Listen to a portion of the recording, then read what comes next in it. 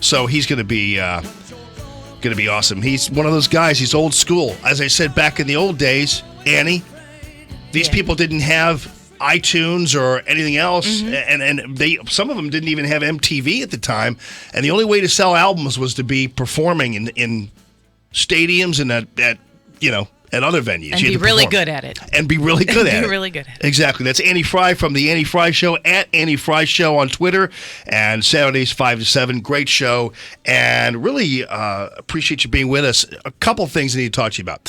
One is this baseball thing, and then we'll take care of this fairly easily. The MLB commissioner, all right? He's talking about possible changes in the rules for Major League Baseball. One of the changes would be to start the extra inning with a runner on second, which is like, you got to be kidding me. That's the worst. It is That's the worst. dumbest idea in the history of dumb ideas. Right. So stupid. Yes, a dumb baseball idea. And you pointed out earlier off the mic that if they did that in Little League, we would be roundly mocking it. Yes, my son started Little League last year as a 6-year-old. It was his first organized baseball experience. And my husband and I were trying to stomach all of the things that they do to try to make the kids understand the actual game before you get 3 outs and whatever. And they didn't do anything like that. I mean, what's the one of the greatest parts of baseball is sitting in a deep extra inning game and wondering how long it's going to go. Right. I'll stay up and baseball fans do that. There are no baseball fans that are like, well, I really wish we could have a guy on second base because that might make this game end sooner. Right. Nobody is saying that. Well, what's interesting, too, is apparently they're responding to complaints that they want the game speeded up. And I'm like going, when I go to a baseball game, I want it to take like 5 hours. Yes. I love it so much. Those are complaints from people who are being dragged to the baseball Right. games by the people who paid for the tickets. Right. Big difference. Well, anyway, so this guy goes on. He's interviewed. He has a couple more items for you. We have a proposal we're discussing with the Players Association that would eliminate the need for the 4 pitches to be thrown. The manager could simply signal, and the batter would be allowed to take first base. No! Boo! No! What's better than a wild pitch pass ball or whatever on an intentional walk? Yeah, and plus it's just the process of actually going through it. Just throw the ball. What else is there? The strike zone is a little more complicated issue, and it really has more to do with action in the game than the actual length of the game. Our strike zone has crept down below the knee over time. We know that. We have a lot of data that demonstrates that. All right, so I could see that. I've seen a couple. It's a little frustrating to watch a ball below a guy's knees called a strike. But nonetheless, that's the organic nature of umpiring that I still like. Every umpire, I'm related to a host of umpires who do, varsity baseball down through some of the junior high stuff. And part of the game is knowing your umpire's strike zone. Some umpires call strikes so that the game does go faster, and some of them don't. But you have to, rise to the occasion and work with it. It's kind of like life. Right. And it takes away one of the best slogans in baseball when you're either in a stadium or watching on TV, which is, "Oh, come on!" I've said that. Yeah, I mean, it takes you completely out of the game. Yeah, absolutely. All right, so on to kids. So we have 3 things happening. Apparently now Parkway is claiming, though they're not releasing the video, that the kid, Gavin, who was suspended, was rightly suspended because actually he hit a guy who knocked his hat off.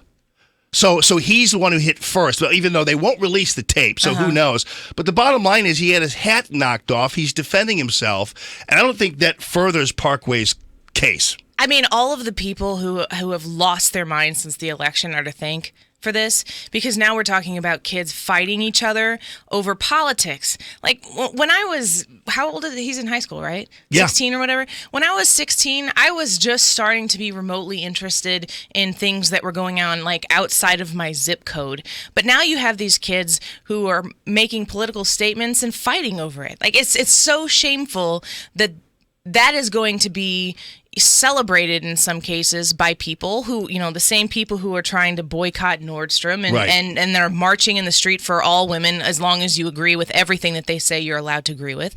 That's what we're setting up in our culture right now.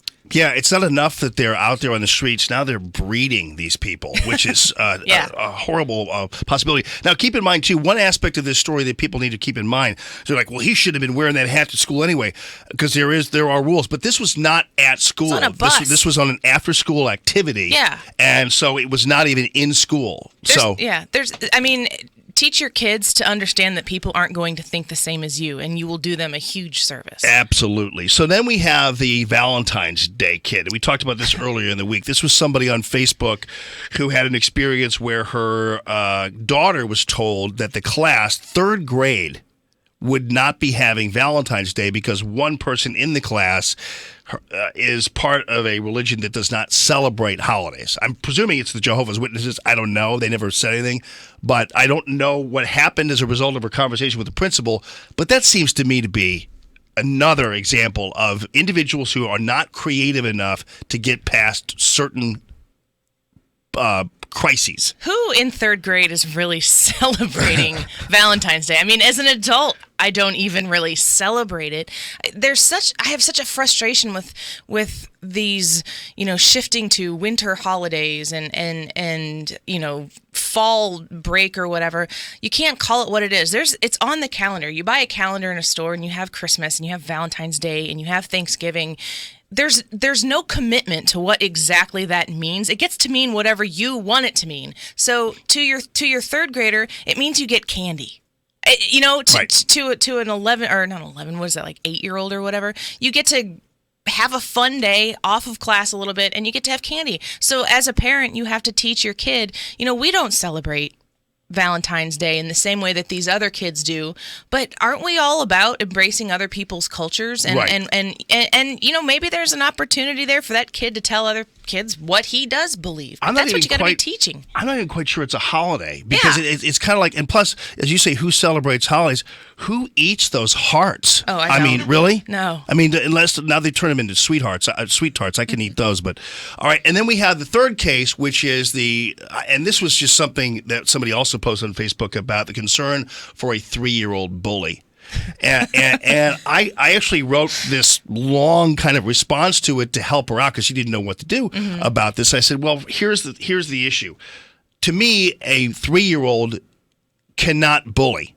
A 3-year-old, to be a bully, you have to actually concoct an avenue by which you are trying to achieve an end. And 3-year-olds can't do that. They only care about themselves because they don't know any better. And I pointed out, I said, this is a parent problem because the only way you have a 3-year-old acting out aggressively towards somebody is if that 3-year-old doesn't feel secure or at some point in their life, wherever they happen to be. Same way that's a parent thing. Same as teenager bullies. Right. I mean, the bullying comes from a place of needing to tear people down so that they can feel better about themselves. It's not about building yourself up. So if a 3-year-old is acting out, I mean, you need to look inward very quickly. No doubt about it. All right, we will see you 5 o'clock on Saturday for the Annie Frey Show.